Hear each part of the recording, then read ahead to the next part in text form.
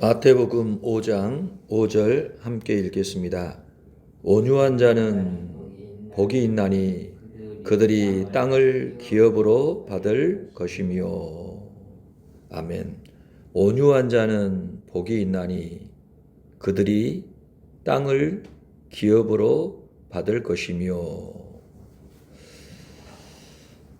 예. 온유한 사람이 복이 있다. 그래서 그 사람들은 땅을 기업으로 받는다. 그렇게 말씀합니다. 온유하다라는 그 말이 무슨 말입니까? 성품이 온화하고 부드럽다, 친절하다, 또 겸손하다라는 그 의미와 또 깊은 관련을 맺고 있어요. 그런 사람이 땅을 기업으로 받겠다. 우리 예수님께서 말씀하여 주셨는데요. 우리는 먼저 생각해 볼 문제가 있어요. 그것이 뭐냐? 온유하다라고 하는 그것은 누군가에 대한 태도를 얘기하잖아요. 우리가 사람을 만나보면 그 사람 참 어때 얘기를 합니다. 그렇죠? 그래서 사람이 참 온유한 사람이 있어요. 누군가를 만났을 때 마음에 거친 것, 사나운 것이 없어요. 그래서 편안함을 주는 그런 사람들이 있잖아요. 뭔가 딱 만나는데 내가 거부 반응이 들거나 내가 위협을 느낀다던가 불안을 느낀다던가, 그럴 수 있어요. 그런 사람들도 있거든요. 근데 어떤 이는 만났을 때 참 편안해요.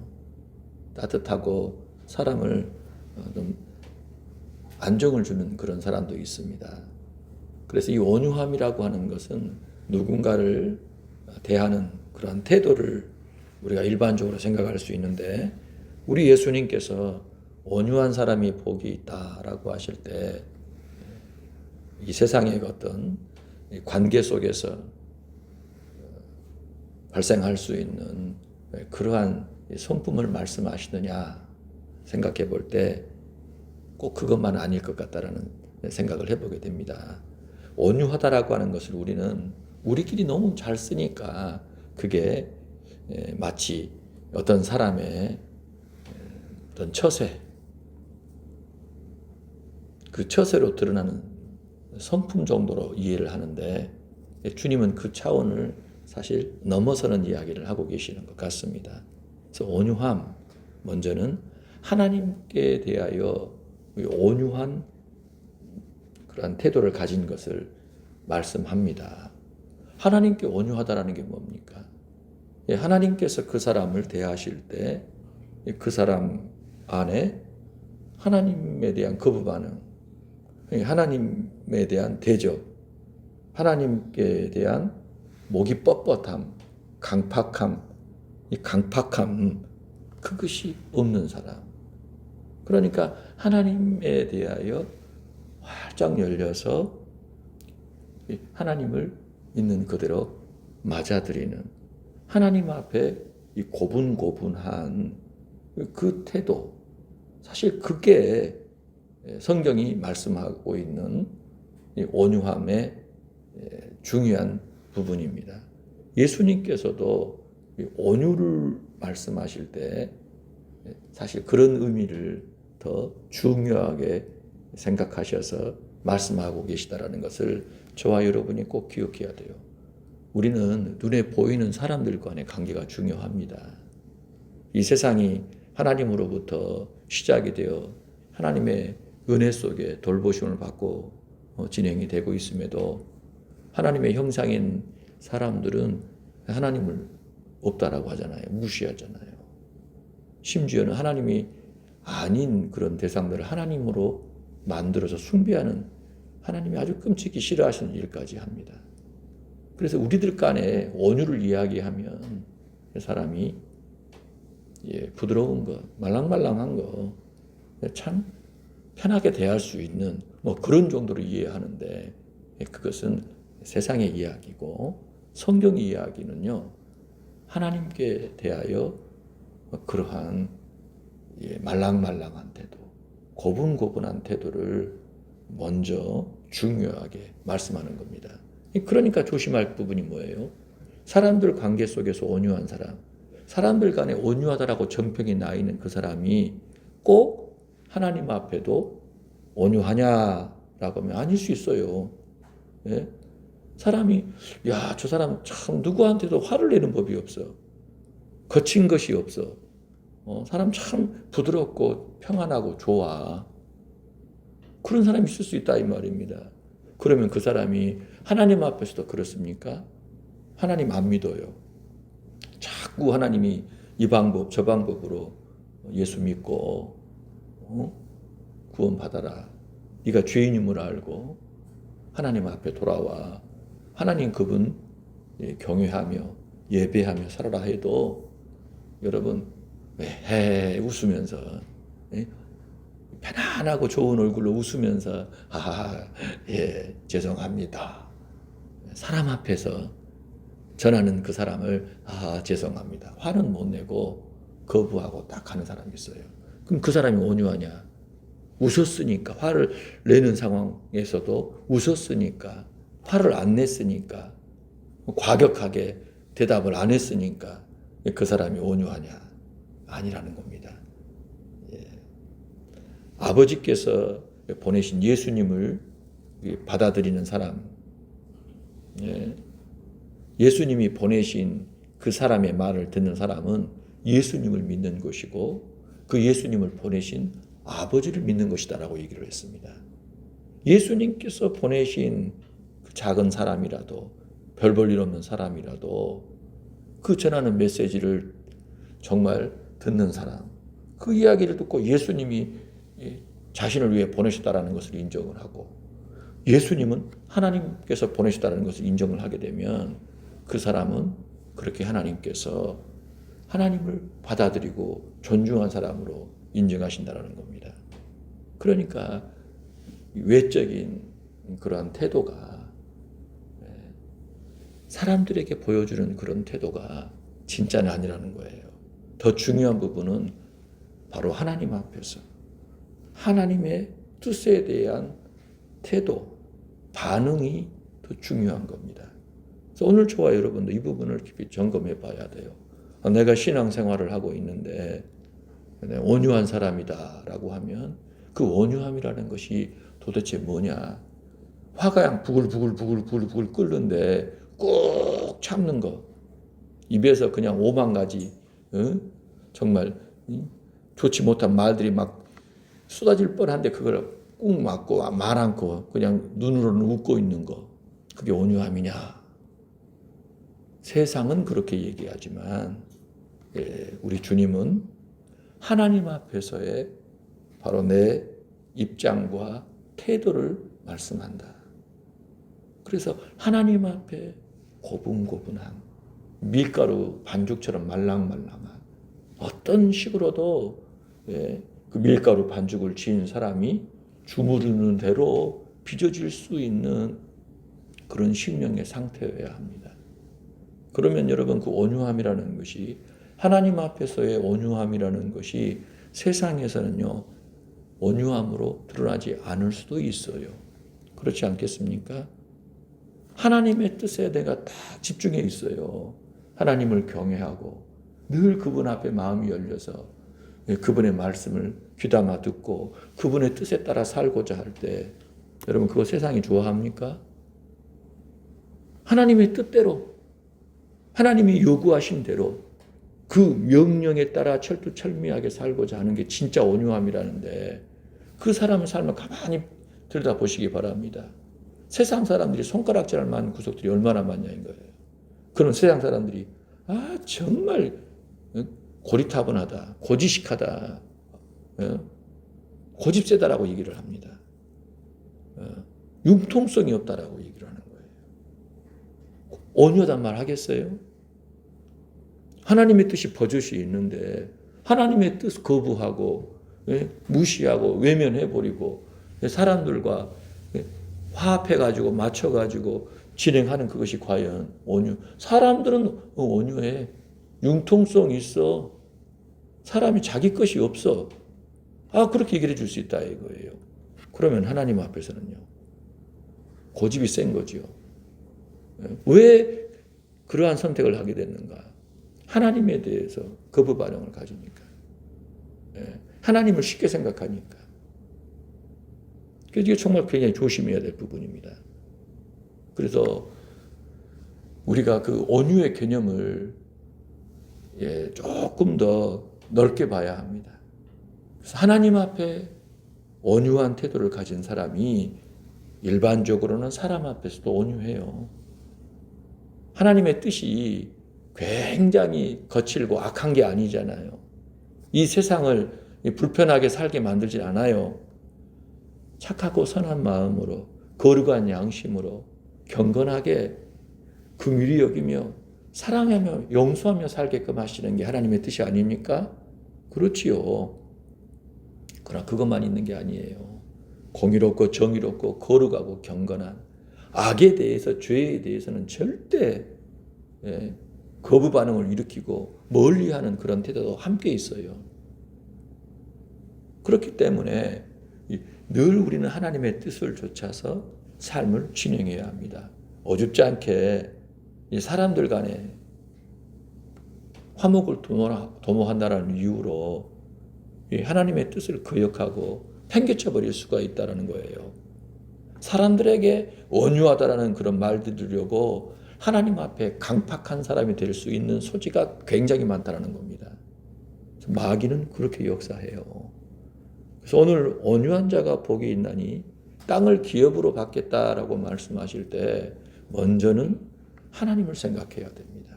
항상 하나님입니다. 우리의 사랑이라고 하는 것도요, 하나님으로부터 받은 것이 아니겠습니까? 그렇지요? 모든 것이 하나님으로부터 나오는 거예요. 만물이 그렇고 우리 자신이 그렇고. 어제 집에 있는데 막내가 이제 또 어떤 학교에서 배우는 그런 교과서를 가지고 와가지고 뭘 배웠다고 얘기를 하는 거예요. 그러면서 아빠 왜 기린이 목이 이렇게 길어진 줄 아세요? 물어보는 거예요. 그래? 하나님이 그렇게 지으셨지 했더니 큰애랑 작은애가 막 깔깔깔 웃더라고요. 그렇게 얘기하면은 무조건 정답이지요 라고 하는데, 이제 뭐 라마르크라는 사람이 용불용설이라는 게 있어요. 용불용설 쓰면 그것이 발달이 돼서 더 잘 쓰게 되고 안 쓰면 뭐 퇴화된다 뭐 그런 얘기를 하고 싶었던가 봐요. 학교에서요 진화를 가르치잖아요. 진화를요. 이론에 불과한 거 아니겠습니까? 이론. 사람들이 눈에 보이는 그 세상을 바라보고 현상을 보면서 그것을 자꾸 원인을 추적하면서 나름대로 만들어 놓은 그 이론이 진화론이거든요. 근데 사실은 얼마나 허무맹랑한 얘기인지, 허점이 얼마나 많은지. 그래서 창조론과 진화를 함께 가르치게끔 세계적으로는 지금 그런 추세인데, 우리나라는요 고집스럽게 진화론만 얘기하고 창조 얘기해버리면은 아주 뭐 큰일 날 것처럼 얘기를 해버립니다. 이건 마귀의 아주 큰 수작 중에 한 가지인데요. 과연 그렇습니까?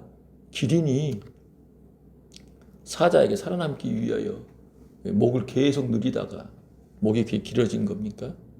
높이 있는 음식을 먹기 위하여, 그 열매를 따먹기 위하여 자꾸 쓰다 보니까 목이 늘어나가지고 그 지경이 된 건가요?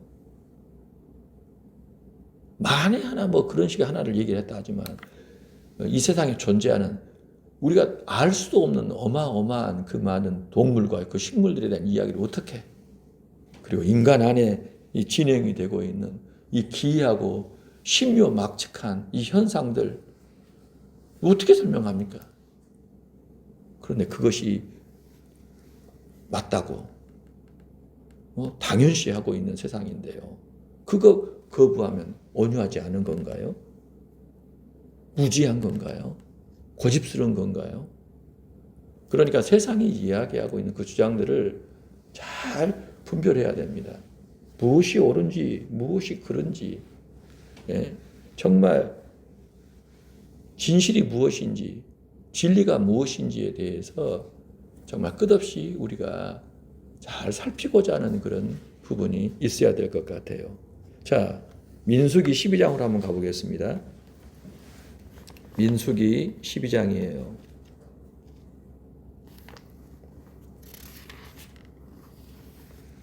1절부터 봅니다. 모세가 구스 여자를 취하였더니 그 구스 여자를 취하였으므로 미리암과 아론이 모세를 비방하니라. 그들이 이르되 여호와께서 모세와만 말씀하셨느냐 우리와도 말씀하지 아니하셨느냐 하매 여호와께서 이 말을 들으셨더라. 이 사람 모세는 온유함이 지면의 모든 사람보다 더하더라. 아멘. 모세가 이제 아내 십보라가 죽었는지 이제 구스 여인을 아내로 취하였어요. 이 일을 두고 누나와 형이 비방을 했더라. 예. 모세가 구스 여자를 취한 것이 과연 옳으냐, 합당하냐 하면서 비방했다라는 거예요. 비방했다라는 말이 무엇입니까? 모세 앞에 그 부분에 대해서 꾸짖고 책망한 것이 아니라 뒤에서 사람들에게 그의 허물, 잘못들을 자꾸 악한 의도와 목적을 가지고 얘기를 한 겁니다. 그런데 그 비방의 내용 가운데 어떤 이야기가 담겨 있어요? 여호와께서 모세하고만 얘기했대. 우리하고도 얘기하셨어. 모세만 선지자가 아니라 우리도 선지자야라고 하면서요. 예. 모세의 그 구스 여인 취한 것을 빌미로 해가지고 자신들이 모세와 동등한 선지자라고 하는 것을 주장하면서 결국 사람들의 마음이 어디로 향하게 한 거예요? 자신들에게. 자기 동생이 하나님의 종으로 지금 굉장히 힘에 겨운 사역을 하고 있는데 그 동생 외롭고 힘들고 지치고 그럴 때 힘이 돼줘야 될 텐데 물론 됐겠습니다마는 그 구스 여자를 아내로 취한 그 건을 두고 돌아서 가지고 사람들에게 그를 깎아내리고 자신들이 모세보다 더 어찌 보면 뛰어난 존재라는 거. 내가 쟤 거뒀어. 내가 쟤 돌봤어. 뭐 이런 식으로 얘기를 하면서 하나님 앞에 행했다라는 거예요. 하나님이 그거 다 보고 들으신 겁니다. 그런데 성경은 뭐라고 얘기하냐면 이 사람 모세는 온유함이 지면의 모든 사람보다 더하더라. 영어 성경을 보면 이렇게 표현해요. Now Moses was a very humble man, more humble than anyone else on the face of the earth. 지면에 있는 그 어느 누구보다도 겸손한 사람이었다. humble했다라는 표현을 쓰고 있어요.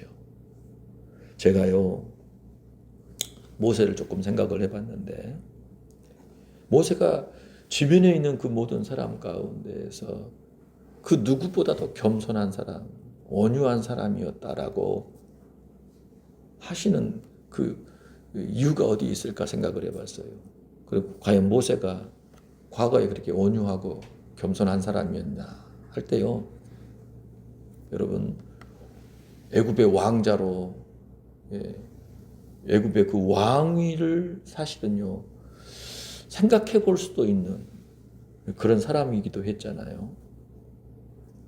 사도행전에 보면은 그 애굽의 학문을 통달한 사람 그리고 그 애굽의 언어를 마스터하고 왕자로서의 그 모든 자격을 두루 갖춘 인물이었어요. 우리가 그 모세 관련 영화들을 보면 모세 굉장하잖아요. 장군으로서의 그 면모도 드러나고 전략가로서 지휘관으로서의 그런 역할을 드러내는 걸 보면 정말 대단한 사람이었습니다. 그게 잘 준비되었어요. 하나님께서 아무나 막 들어서 쓰신 것이 사실 아니지요. 택하시면 훈련하셔요. 준비하십니다. 그래서 맡기시고자 하는 그 일에 적합하도록 하나님은 단련을 하시는데 모세는 비록 나일강에서 운 좋게 건진받은 그런 인생으로 시작이 됐잖아요. 하나님의 특별한 섭리였음에도 그리고 나서 그가요 40살이 될 때까지 준비된 그 과정들 하나님의 손길이었어요. 그런데 여러분 그가 애굽인을 죽이잖아요. 동족 히브리인을 괴롭히는 그 상황을 볼 때 애굽인을 죽여버리고 묻어버립니다. 당시 모세의 입장에서는요, 그거는 마땅히 그래도 되는, 그래야만 하는, 그게 자신의 의였어요. 자기는 옳은 일을 한다라고 생각했을 것입니다. 애굽인 한 명쯤이야. 그리고 내 민족이 얼마나 지금 학대당하고 죽어가고 있는데 괴롭히는 저 한 사람을 내가 못 죽여? 이제 내가 지금까지 갈고 닦은 내 능력을 가지고 내 백성 건져내야지. 네? 그러면서 여러 가지 일들을 도모하고 준비했을 법합니다. 전략, 능력, 실력 모든 걸 다 갖춘 그가 누군가를 죽이고 자기 백성을 구했다라고 하는 그것은요, 할만하니까, 할 수 있으니까 그랬을 법하다 그 말이에요. 여러분, 그 사건으로 인해서 전혀 엉뚱한 결과가 나버리잖아요. 자기가 꿈꿔왔던 그 일은 이루어지지는 않고 자기는 도망자로, 다시는 애굽에 갈 수 없는 자로 모든 것을 다 잃어버린 채 광야에 처박히게 된 겁니다. 그 광야에서요, 하루하루를 보내요. 1년을 보냅니다. 2년을 보내고, 그러다 10년을 보내고, 그러다가 20년, 30년, 40년을 보낸 거예요. 살아온 세월만큼의 시간을 광야에서 40년간 산 겁니다. 여러분, 이거 충격적인 거 아닐까요? 모세가 자신의 그 과거를 생각했을까요? 안 했을까요? 광야의 그 많은 시간 동안 뭘 했겠어요? 뭘 할 것 같습니까, 여러분? 바빴을 것 같아요? 어떤 일도 한 몇 년 하면은요, 그냥 안 보고도 할 수 있어요. 안 보고도. 40년을 광야에서 몇 안 되는 양떼 모는 뭐 그런 일이 뭐 얼마나 어렵다고. 여러분, 그 시간 속에서요, 자신의 출생을 생각했을 것이고, 40년 전 자기가 꿈꿔왔던 것을 생각해 봤을 것이고, 결정적으로 애굽인을 죽였던 그 사건을 깊이 생각했을 거예요. 생각을 안 하려고 해도 생각이 되잖아요. 시간이 뭐 정해져 있는 것도 아닌데 이미 돌아갈 수 없는 인생으로 광야에 살다가 끝나겠구나 할 것인데, 오늘이냐 오늘이냐 내일이냐 하면서 그렇게 시간은 계속 흘러가고 40년이 되었는데, 그 기간 동안에 자기가 그 애굽 사람을 죽인 그 사건을 생각했을 거라고 말입니다. 네. 여러분, 사람은요, 기억의 조작을 늘 경험합니다. 그러지 않나요? 기억을 조작해요. 기억도. 어떠한 일이 있으면 여러분, 그 일 그대로를 내가 얘기를 한다 하지만 그 이야기 속에는요, 거짓이 가미됩니다. 그리고 그 거짓을 얘기하다 보면 시간이 지나면은요, 그 거짓이 이제는 진짜가 돼요. 그래서 그 기억, 진짜 그 사건에 대한 그 기억도 조작이 돼요. 변형이 되는 겁니다. 그러니까 사람은 자기 유리한 쪽으로 모든 것을 해석하고 모든 것을 빚어내는 아주 놀라운 재주가 있어요. 그래서 사람을 죽여도 자기가 그렇다 그럽니다. 정당방위라 그래요. 나 잘못한 것도 없다. 내 품고 있는 꿈이 얼마나 귀한데, 어떤 일에 대해서도요, 쉽게 정말 인정하지 않아요. 끝까지 변명하려 하고 뭔가에 대해서 핑계를 대고 구실을 삼으려 합니다. 그리고 그렇게 시간이 가면은요, 자기가 정당화하고 핑계한 그것이 진짜가 돼요. 잊어버려요. 그 사건의 실체를. 자신도 잊어버려가지고 자기가 뭘 어떻게 바꿨는지도 모르고 바꿔진 그 사실을 그대로 믿고 끝까지 주장하는 사람이 됩니다. 그런데 모세가요, 광야에서 시간을 계속 보내면서 그게 점점 벗겨져 나갔을 거란 말입니다. 그때는 정말 그게 진짜였는데, 이게 답이었는데, 내가 의로웠는데, 예? 내가 정말 올바른 선택을 한 것이고 내가 올바로 행했는데 시간이 계속 지나가면서 사람도 없고 아무도 없는 그 시간 속을 살면서 자신은 뭘 알게 된 걸까요? 하나님이 빠져버린 하나님의 뜻이 아닌 정의, 공의가 갖는 그 위험함들. 하나님의 뜻이 아니라면 그것이 다 무의미한 거라는 것. 과연 사람 안에 이 옳고 그름에 대한 변하지 않는 기준이 존재할까? 예? 그때는 그랬는데 지금은 그런가? 그 사람에게 그런 것이 이 사람에게도 그런가? 예, 여러분, 옳고 그름에 대한 이 변하지 않는 그 기준이라고 하는 그것이 우리에게 있는가? 여러분, 모세는요, 광야의 시간 속에서 할 말이 없었을 것 같아요. 누구보다도 확실했는데, 네, 그게 옳고 그 길이 바르다라고 생각을 했는데, 하나님의 뜻이 아니었구나. 하나님이 없는 나의 의였구나. 나의 정의였구나.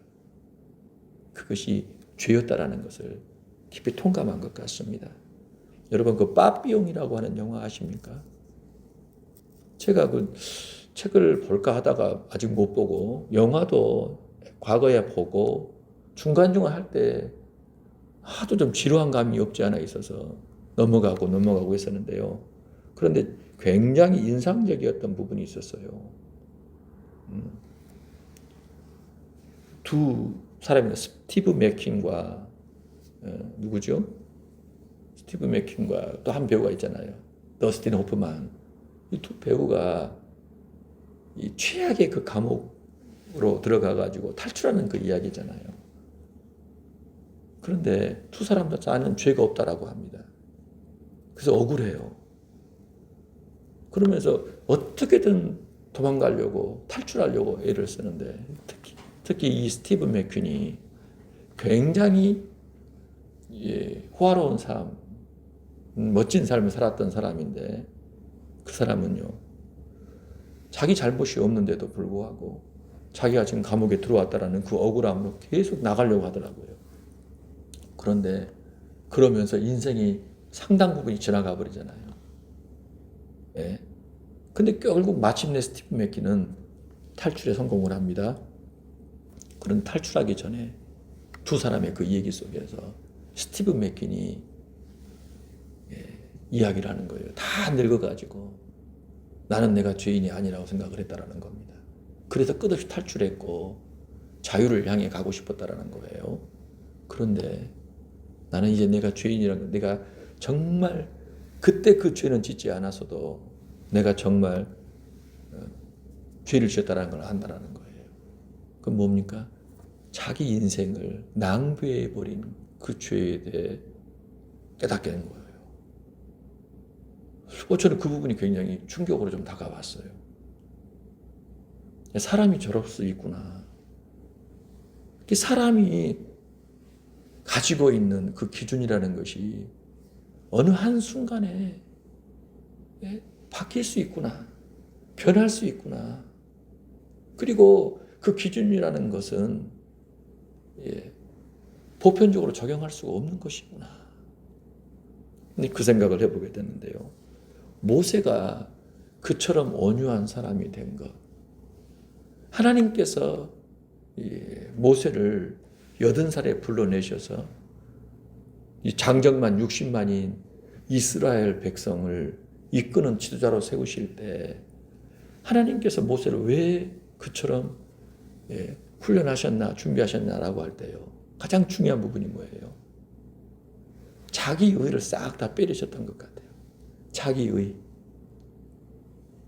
그래서 하나님이 그 안에 가득 차도록 그 대단한 학문과 언어와 그 재능을 가진, 능력을 가진 그 사람이 자신이 가진 모든 것을 다 부정을 하고 이제 껍데기만 남아있는 그 상태. 그 껍데기를 하나님께서 찾으시는 거예요. 그리고 하나님께서 그분 안에, 그 사람 안에 들어오시고 그분의 이 말씀을 그대로 담그시더니 사용하시는 겁니다. 그래서 칼을 든 모세가 아니라 지팡이를 든 모세, 청년 모세가 아니라 생이 얼마 안 남은 그 노인 모세를 불러다가 하나님이 감당 못할 구원의 역사를 이루시잖아요. 성경의 첫 5권을 바로 그 사람으로 시작하게 하신 겁니다. 모든 것의 기준이 되는 바로 그 시작을 바로 그로 진행하게 하신 거예요. 자, 이뤄볼 때 저와 여러분이 정말 하나님이 인생에게 바라시는 것이 과연 뭘까? 우리는 어떤 외모, 배경, 가지고 있는 어떤 능력들을 좋아하고 선호합니다. 그것이면 성공할 수 있다. 그것이면 행복할 수 있다라고 생각하는데 하나님은 그게 아니라는 거예요. 자기 뜻이 없어야 합니다. 하나님의 뜻이 가득해야 돼요. 하나님의 뜻 앞에 고분고분하고 말랑말랑해야 합니다. 하나님의 뜻이 내 안에 그대로 담겨질 수 있도록 내가 들어차 있지 않아야 돼요. 내 안에 내 것이 그냥 지저분한 것들이 가득 차 있으니까 하나님이 들리지 않아요. 하나님이 보이지 않아요. 나를 빼내야 합니다. 내 기준, 내 판단, 내 의, 내 경험, 매사를 내 중심으로 진행하는 것을 다 빼내는 거예요. 예수 믿고 우리가 행해야 될 것이 뭡니까?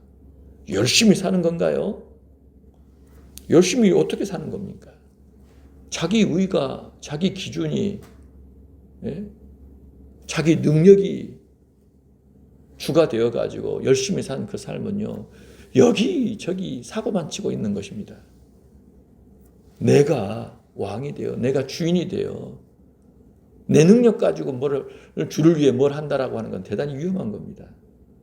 베드로가요, 십자가를 향해 가시는 그 예수님 향해서 꾸짖습니다.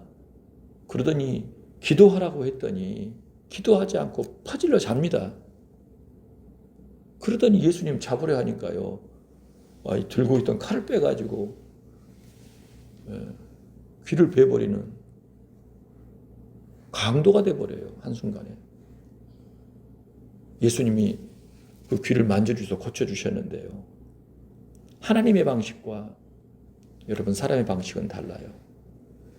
우리 안에 늘 정말 조심해야 될 부분이 무엇입니까? 내가 지금 이 바라보는 것이, 내가 지금 진행하고자 하는 그러한 길이 하나님의 길인가?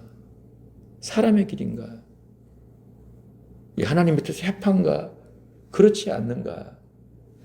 그 부분에 대한 분별이 있어야 되는 것입니다. 모세가 광야에서 정말 저는 보면은 기가 막혀 말이 안 나오더라고요. 와, 누가 그런 얘기를 했어요? 장사꾼 똥은 개도 안 먹는다고 하더라고요. 제가 언젠가 들었던 얘기입니다. 왜요?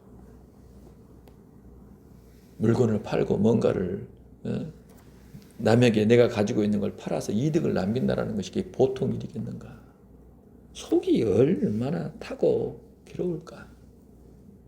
그러니까 여러분, 그 속이 탄 상태로 배출해낸 그 똥도 지나가는 개도 안 먹는다는 거예요. 고약해가지고.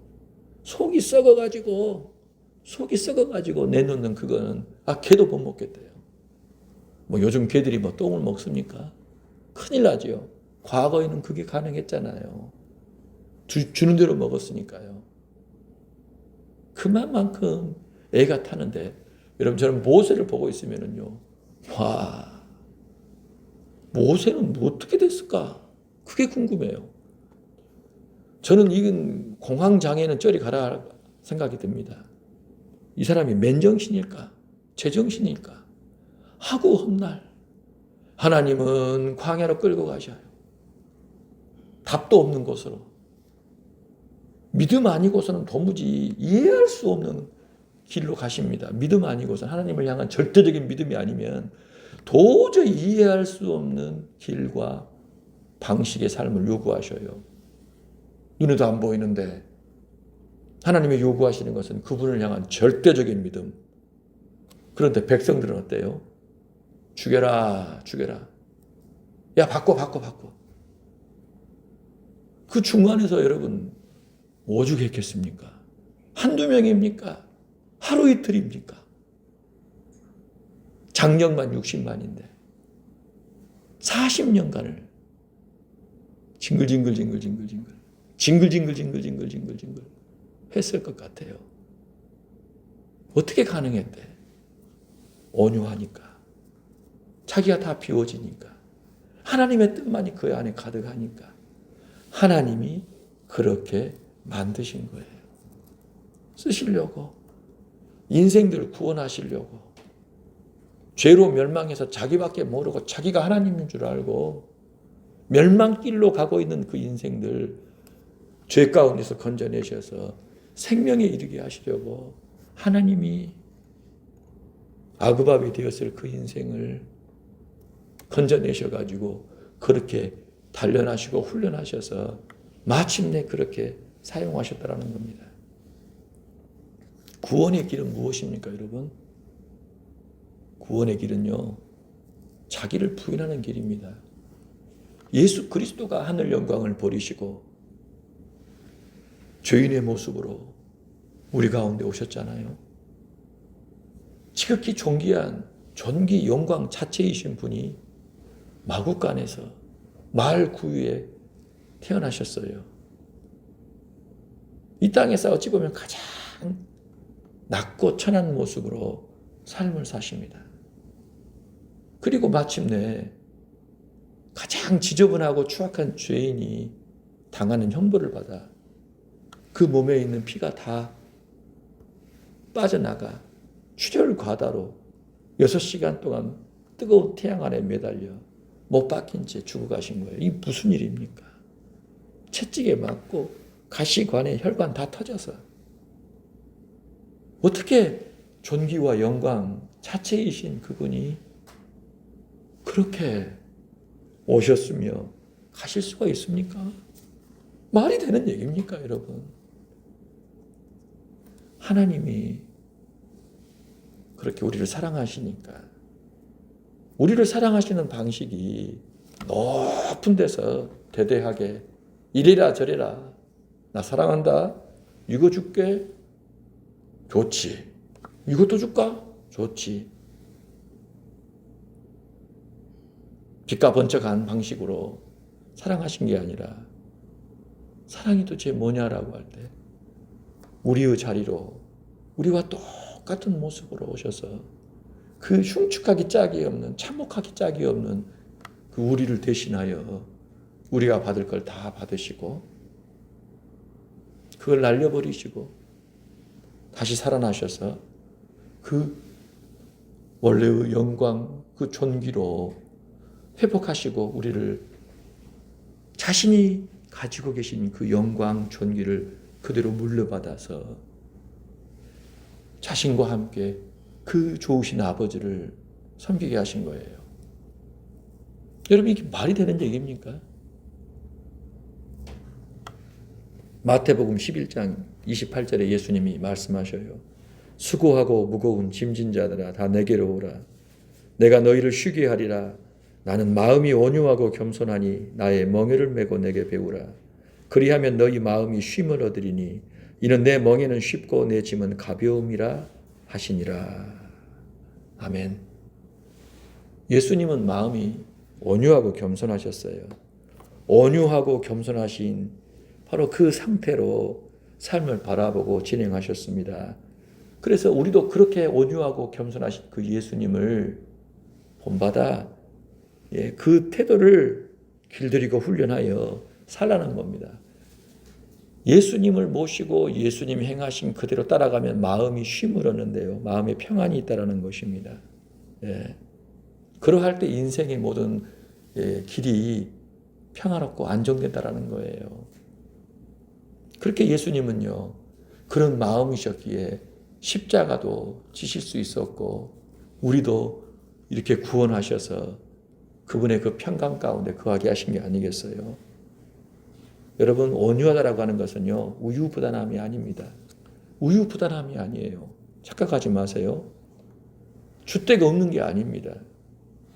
온유하다라고 하는 것은 바로 하나님과 이 그분의 말씀에 투철한 상태를 의미합니다.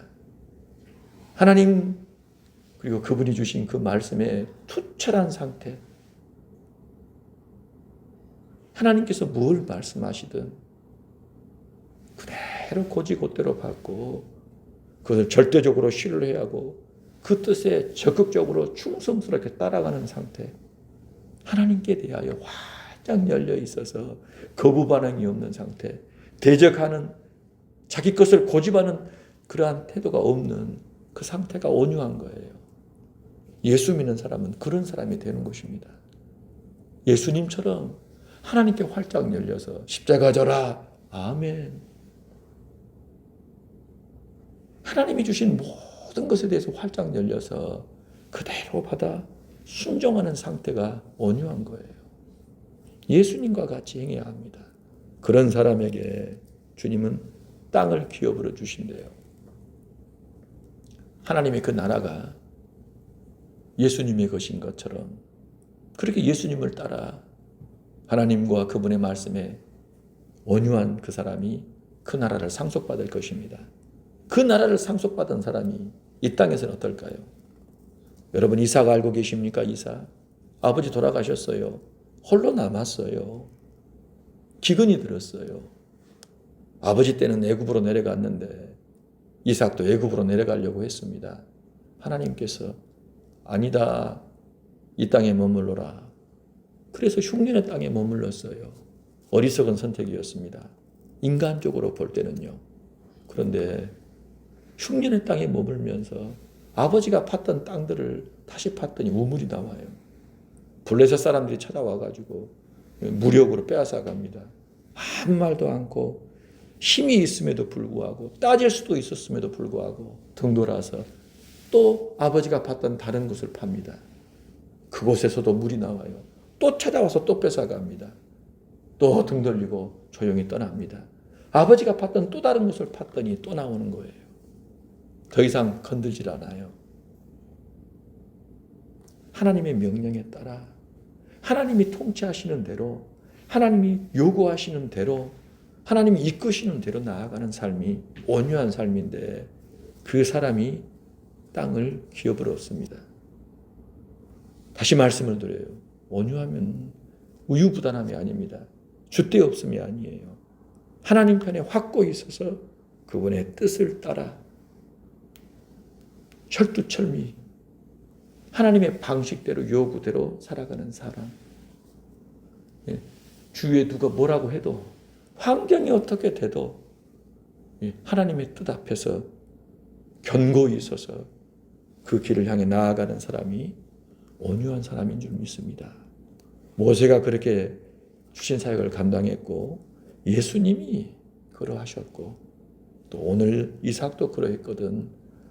저와 여러분도 마찬가지여야 합니다. 예수님 모시고 예수님과 함께 행하시길 주의 이름으로 축복합니다. 어떻게 하면 온유할 수 있나요? 땅을 기업으로 얻을 수 있나요? 예수님이 오셨잖아요. 그분이 우리의 주인이시고 왕이시잖아요. 목자시잖아요. 앞서지 말고 여쭤보라는 것입니다. 요즘 제가 이 얘기를 자꾸 하잖아요. 여쭤보세요. 하루의 삶이 뭡니까? 나 오늘 살고 끝날 수 있어요? 내일이 없을 수 있습니다. 제가 곰곰이 생각하는 게 뭐냐면요. 제가 그런 얘기를 합니다. 우리 아이들에게. 한 얘기는 아니지만 제 마음속으로 그런 얘기를 아내랑도 한 번씩 합니다. 나는 내가 사는 동안 아이들에게 받아야 할 효도 다 받았다. 나중에 아빠 늙으면 뭐 해주라? 그거 없습니다. 함께 지내는 지금 이 순간 행복하면 되는 거 아니겠어요? 서로 알아주고 위해주고 서로 행복하게 지금 형편이 어떠하든지 환경이 어떠하든지 상황이 어떠하든지 서로 아끼며 사랑하고 위해주며 살아가면 그게 그 말 아닙니까? 교회도 그랬으면 좋겠어요. 뭐 교회에 대한 뭐 멀쩡한 꿈을 논하고 비전을 논하지 말고 함께 있는 동안 가난한 마음들로 서로 사랑하고 위하고 축복하고 잘 되기를 바라고 문제가 있으면 잘 해결되기를 바라고 은밀한 가운데 그를 위해 기도하고 지원해주고 도와주면 되는 거 아닙니까? 지금 함께 있을 때 행복해야 돼요. 나중에 우리가 잘 되면 그런 거 없습니다. 우리 교회 이 두 번째 기도 제목이 뭡니까? 주일 예배 때마다 드리는 기도의 제목 두 번째. 모든 성도가 자신의 삶의 현장에서 온유하고 겸손하신 예수님을 본받아 하나님의 미랄로 죽어 썩으며 타인을 위한 헌신과 희생을 기쁨으로 여겨 웃음꽃이 피어나는 천국을 이루는 삶을 살게 해주십시오. 야, 기도문 누가 지었는지 참 잘 지었죠? 신앙이 뭐냐? 오늘 지금 여기에서 나는 어떤 의식을 가지고 삶을 바라보고 함께한 사람을 대할 것이냐입니다. 그럼 오늘 지금 여기 천국은 없는가? 아니요. 예수님 모시고 그 예수님 본받아 예수님이 사셨던 삶의 방식을 따라 행하는 것이 신앙인 줄 믿어요. 예수님을 본받아 온유하시기를 주의 이름으로 축복합니다. 그렇게 승리하시는 복된 하루 되시기를 주의 이름으로 축복합니다. 하나님 아버지, 온유한 자가 복이 있나니 그들이 땅을 기업으로 받을 것이다 말씀하여 주셨습니다. 온유함이란 처세가 아니고 우유부단함이나 줏대었음이 아니라 하나님과 그분의 말씀에 고분고분하며 말랑말랑한 상태, 그분이 무엇을 말씀하시든 그대로 따라 행할 수 있는 상태임을 말씀하여 주셨으니 오늘 우리 안에 그러한 심령이 가득하게 하여 주소서. 예수님처럼 모세처럼 이삭처럼 온유한 사람이 되어 하나님을 영화롭게 하고 하나님의 뜻을 이루어 참으로 이 땅에서 하나님이 기뻐하시는 열매가 가득하게 하여 주시고 그 나라에 주께서 잘했다 칭찬하시고 큰 상으로 대갚아 주시는 복된 인생 되게 하소서. 성령의 능력으로 충만하게 하여 주셔서 오늘을 예수님 모시고 예수님의 인도를 따라 예수님 기뻐하시는 바를 행하는 하루 되게 하여 주소서. 영광과 찬송을 주께 돌리며 우리 구주 예수님 이름으로 기도합니다. 아멘.